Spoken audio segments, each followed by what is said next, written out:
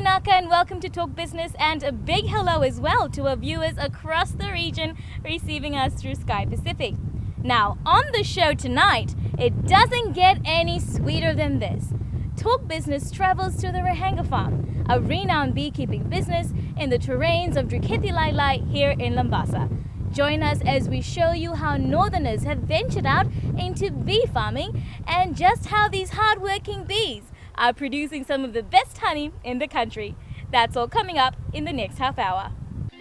Breathtaking, serene, simply beautiful, just like a snapshot on a postcard.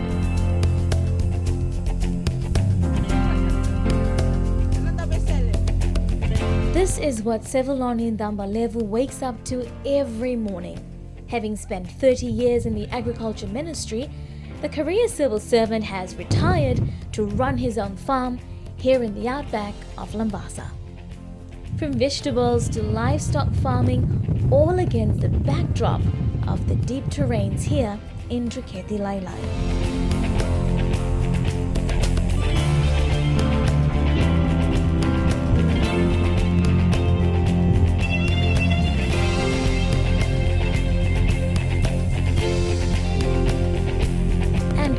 Hill sits his bee farm.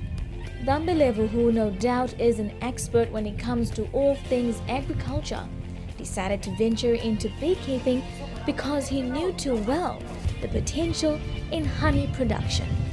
Beekeeping is by no means simple. It's one of those few rare occasions of how human beings can sometimes work in cooperation with the natural world. And Sevaloni is a perfect example. While most people find the idea of actually caretaking to a hive to be quite intimidating, for him, it's nothing short of passion. And while people cringe at the mere thought of tending to a colony of 30,000 to 80,000 stinger-laden and venom-carrying flying insects, he happily engages in the task and sings to his bees. So, we decided to tag along and witness for ourselves just how this beekeeper has tamed his bees. If there's one thing we all know about bees, are that they sting, and when they do, it's not pleasant. So if you're going down with the bees, suiting up is the only way you can get close. This requires specialized clothing and gear to keep the bugs out.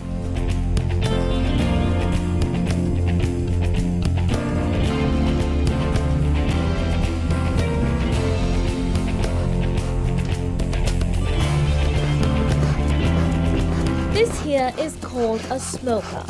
It neutralizes the bees by making them hazy so they don't attack the beekeepers. And of course, I wasn't going to watch from a distance and miss all the action, so I suited up too. I'm no farmer or even slightly a beekeeper, just a fascinated journalist. And what better way than to be right in the thick of things? And we're all set to go.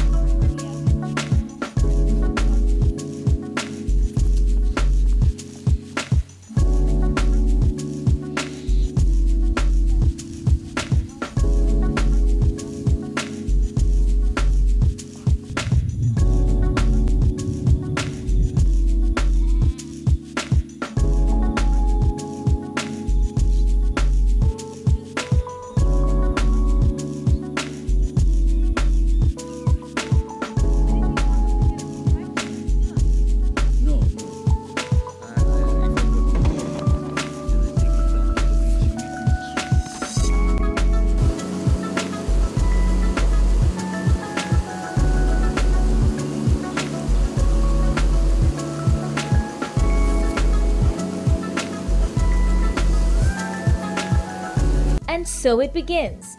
First, we neutralize the bees.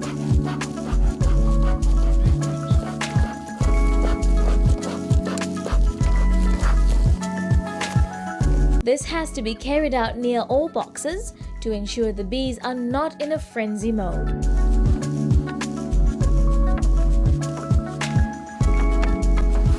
first thing you will notice is the white substance on the top layer.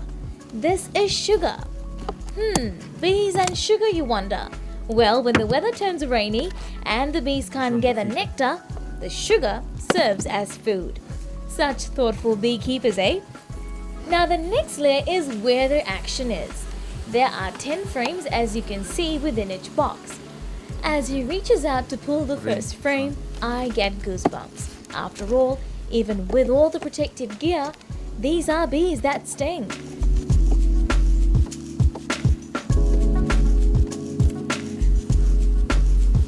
And there's the honeycomb. These specially built frames resemble the inside of a beehive. This artificial honeycomb is made out of specialized wax, similar to what bees build themselves. And oozing out is this natural organic honey. Okay, this is the frame, and honey here is sealed. This is 100%, both sides. A sealed frame is a beekeeper's joy. This means there's enough honey on the frame to be harvested. Just put the honey inside and they seal it.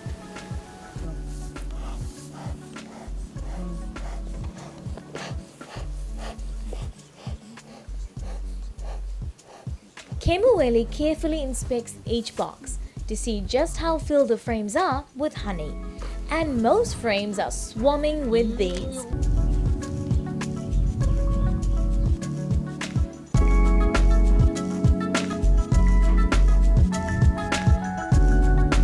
Inspecting if the honey is inside but there's no honey, only the brood is inside. You can see a little bit of honey here. And this side it's all brood. When does that become honey? When they seal the honey, it's for their storage, their food for the rainy season. The brood refers to the egg, larvae and the pupa stages in the life of a bee. The brood takes about 2 to 3 weeks to become honey. So if you're like me and wonder what the deal is with the hexagon in the honeycomb, here's why. It's natural. Why they do it? I think it's just a natural way of them. They are putting up their waxes and their hives, and they put their honey inside, store their honey there for their future use, and then also use it as a breeding place for the young bees. And the broods are used to get new queen bees. New queen bees can be manufactured or can be obtained from this brood frames. There could be around 40 to 60,000 bees in a hive with one queen.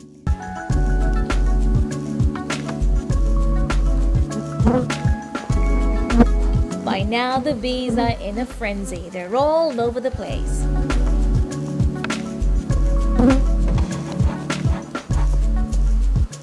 This one is not sealed.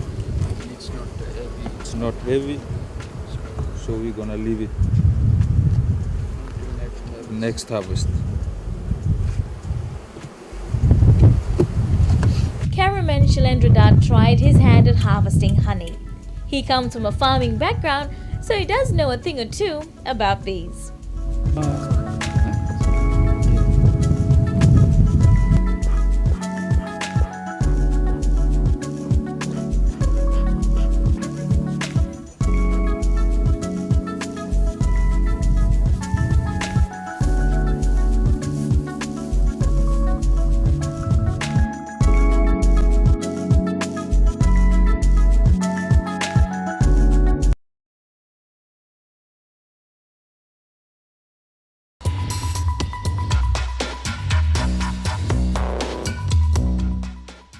When Sivuloni Dembelevo retired from the civil service, he decided to enter the cane field. But when the European preferential price for sugar went down, he ventured out instead into beekeeping. For a man who's worked all his life as an agricultural officer, any form of farming would have been effortless. So why take up the challenge with the bees? I'm attached to animals. I love animals, and I've been working with animals the whole of 34 years that I was in service. That's what expired. It's in me, I think. Thembulevu was approached back in 2004 to form the Northern Bee Farmers Cooperative in a bid to assist smallholder farms. The bee farmers in the Northern Division had been running bees from, I think, 2004 and until 2009 they were producing honey, but there was no consistent market. There was no market to cater for their honey from their smallholder farms. So they asked me if I can assist in the marketing, because I was running my own myself, and they knew that I got a market on hand. Mary Dunandamu is another beekeeper who has been supplying honey to the Northern Bee Farmers Association. She started beekeeping 10 years ago after the previous owners of Mackenzie Beeline from Ra held a workshop about beekeeping. Since then, she's never looked back, despite the fluctuations in the price. In this business, when it started off well off. Then just after a few years, having gone down because of the market. There was no steady market for this during those years. No steady market. So we have to run around for the market. So that's why a lot of the bee farmers have slackened. They have left this business here because of the market. There was no steady market. Mary usually harvests around 2 boxes every month, which contains around 10 sealed frames of honey. Take for instance one hive. One hive, that means that's 2 boxes. If you harvest one of those boxes, that's 10 frames in it. If those 10 frames are all fully sealed, when you harvest it and market the honey, you'll earn about more than $200. For Sivoloni, who has a larger farm, on average he harvests around 20 kg per hive every 6 months. The thing is, you should have a healthy queen bee to give to service the hive, so that there will be a lot of workers and they can bring a lot of nectar and pollen back to the hives. It helps when the price of honey is reasonable and sustainable. Initially, beekeepers were given $5 per kg. This has now increased to $7. We know that honey is very scarce all around the nation, and we know that in the Northern Division we can produce more honey. And at the same time, we've been advising farmers on the quality control of the honey. I think that's where the price gone up, and the buyers are happy with the quality of our honey. Venturing out into beekeeping is by no means easy. The challenges escalate when the weather isn't on your side. That's because a new set of problems emerge. One of its biggest challenges is the weather. When it comes to hurricane or big rain, lot of rain a week, that will be one, we have to have on our lookout to come and check what's wrong with the bees or something like that.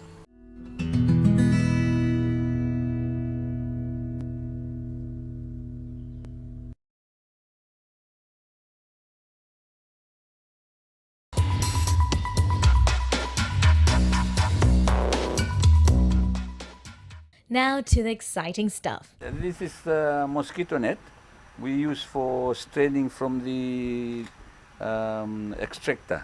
They got bigger pieces of wax that comes in it, and this one just filter the the bigger ones.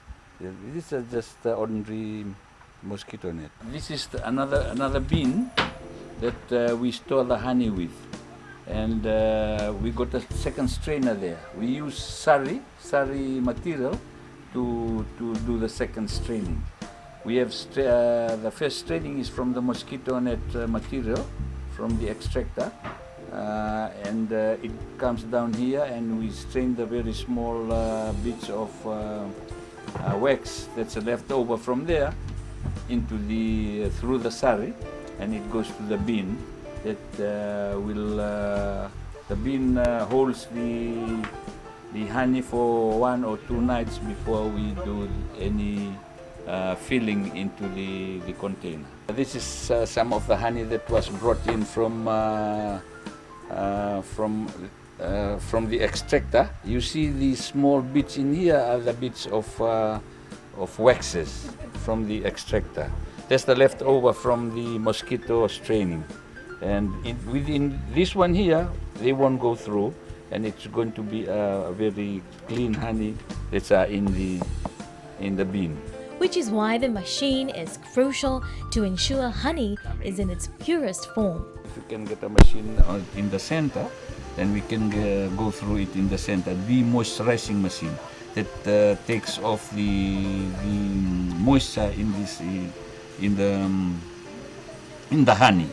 The honey should be less than 20% moisture, and the bees had done their part from there. Once they seal the frames, the honey in there is less than 20% moisture. It comes down to 17, and we use a pre-fractometer on that one to get the moisture content in the honey. That's a seal frame, and that's a scratcher. That's a scratcher.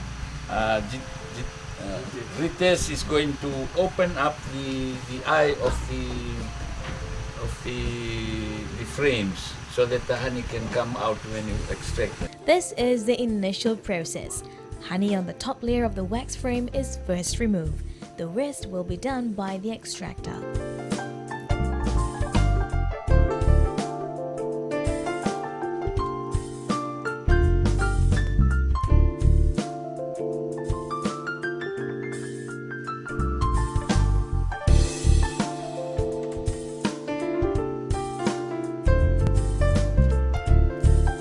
It's important to be very gentle when extracting honey to ensure the wax frame isn't damaged. This process is repeated several times.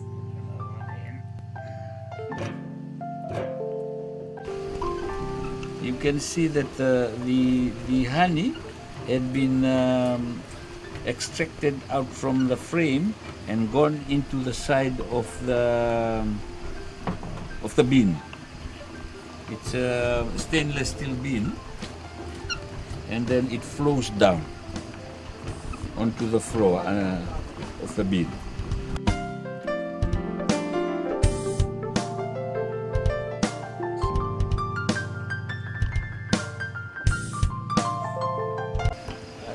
I can feel that it's getting lighter, so one side of it has been extracted. So I can stop it now and turn the frame on the other side so that it can extract the other side of the frame.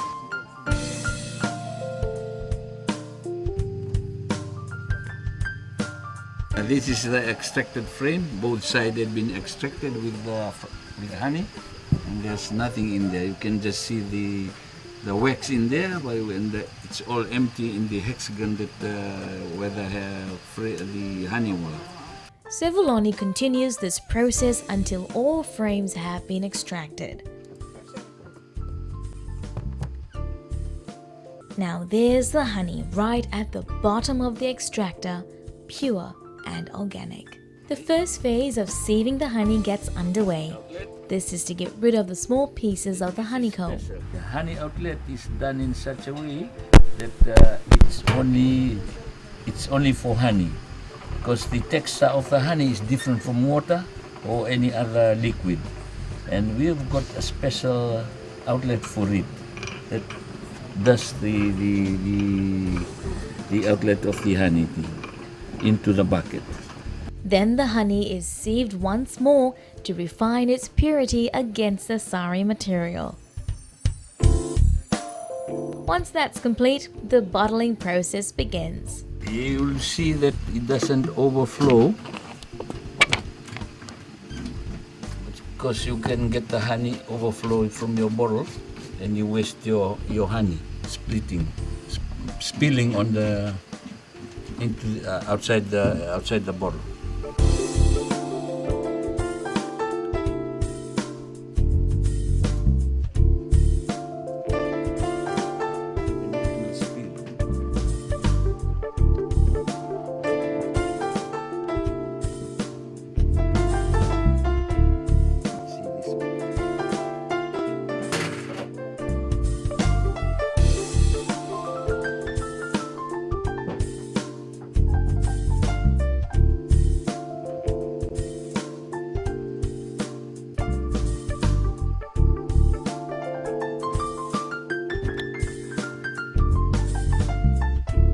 This is a 750 ml bottle.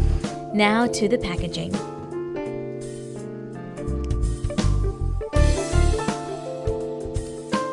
And there you have it. The sweet success of honey resonates on many levels for those like Sivulani and Mary. It reflects the ascent from rags to riches. Oh, my life has changed, from down there to another level up. Income is good, can feed the family, the children's education. That's the outcome of that business that I've been doing. It's really helped a lot. The Increasing Agricultural Commodity Trade Program, or IACT, funded by the European Union, has helped these beekeepers from supplying new boxes for honey keeping to the renovation of their processing centre. 69 beekeepers are expected to benefit from this assistance. When increasing the hives, we increase the boxes. So they have given us the boxes right now. At present, we are distributing them, and this will help us in the production of honey on individual basis that will come into the cooperative center. With IAC's assistance, production is expected to increase threefold. There's about 350 units. That's one hive, 350 hives. If things goes well and the farmers monitor their bees properly, we might be getting about 7,000 extra kg by next year. And for those beekeepers that have left the trade, there's more than one reason to return to the bees. If anybody out there who wants to come to this business, we are there for them. They can come to us, talk to us, then we can tell them what to do to help them in this business. The people in the rural areas and some of these women's club, they have fade out, but their box is still there. If they can, put them up again, they shouldn't be downhearted that like before we got no market. Now the market is there. It will really help them. And that's a wrap for this week. We'd love to hear from you, so do send us an email, talkbusiness@fijitv.com.fj. Also log on to our Facebook page, www.facebook.com/talkbusiness, to view tonight's show and also your favorite past episode. Remember, you can also subscribe to our YouTube channel, Talk Business. Thank you for joining us. Do join us again at the same time next week. Until then, have yourself a productive week.